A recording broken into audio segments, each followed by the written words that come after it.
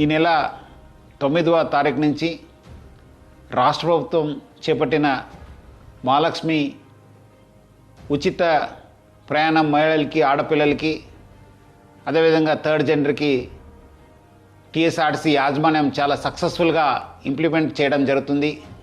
చాలా చోట్ల అనూహ్య స్పందన వచ్చింది. రికార్డ్ స్థాయిలో ప్రయాణికులు మా బస్సులో ప్రయాణం చేయడం జరుగుతుంది. బట్ ఈ ఒక పథకం ఇంప్లిమెంట్ చేయడంలో యాజమాన్యానికి, ముఖ్యంగా మన సిబ్బంది కూడా కొన్ని సమస్యలు తెలియెత్తుతున్నావు. ముఖ్యంగా చాలామంది మహిళలు తక్కువ దూరంకి వెళ్ళే వాళ్ళు కూడా మన ఎక్స్ప్రెస్ బస్సులో ఎక్కి దూర ప్రాంతం వెళ్ళే ప్రయాణికులకి ఇబ్బంది కలిగించే విధంగా ప్రయాణం చేస్తున్నారు. వాళ్ళందరికీ కూడా నా తరఫు నుంచి, యాజమాన్య తరఫు నుంచి కోరుతున్నాను, మీరు తక్కువ దూరంలో వెళ్ళే వాళ్ళైతే వెలుగు బస్సులో ప్రయాణించాలని చెప్పి నేను మరీ కోరుతున్నాను.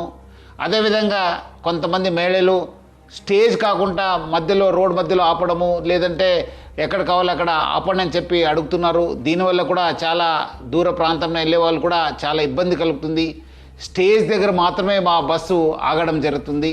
సో ముఖ్యంగా దీనివల్ల కూడా దూర ప్రాంతంలో వెళ్ళే వాళ్ళు, వేరే ప్రయాణికులు కూడా మేలు జరుగుతుంది. మన కండక్టర్స్కి, డ్రైవర్స్ కూడా బాగా జరుగుతుంది. లేదంటే కొన్ని చోట్ల మనకు చాలా ఇబ్బంది కలుగుతుంది. మన కండక్టర్స్ కూడా చాలా ఇబ్బంది పడుతున్నారు. ప్రజలు బాగా సహకరించారు. వాళ్ళందరూ కూడా నా తరపు నుంచి, యాజమాన్య తరపు కూడా ధన్యవాదాలు తెలుపుతున్నాను. వచ్చే రోజు కూడా ఈ ఒక స్కీమ్ని ఇంప్లిమెంట్ చేయడానికి మహిళలు, ఆడపిల్లలు, థర్డ్ జెండర్ వాళ్ళందరూ కూడా సహకరించాలని చెప్పి నేను మరీ యాజమాన్య తరపు నుంచి అందరు కోరుతూ, మహిళా లోకానికి, ఆడపిల్లలకి, థర్డ్ జెండర్ అందరూ కూడా నేను యాజమాన్య తరపు నుంచి కూడా సహకరించేందుకు పేరుగా ధన్యవాదాలు తెలుపుతున్నాను. మరిన్ని ఇంట్రెస్టింగ్ టాపిక్స్ కోసం స్టే ట్యూన్డ్ దక్షిణ్ టీవీ. లైక్ చేయండి, షేర్ చేయండి, సబ్స్క్రైబ్ చేయండి.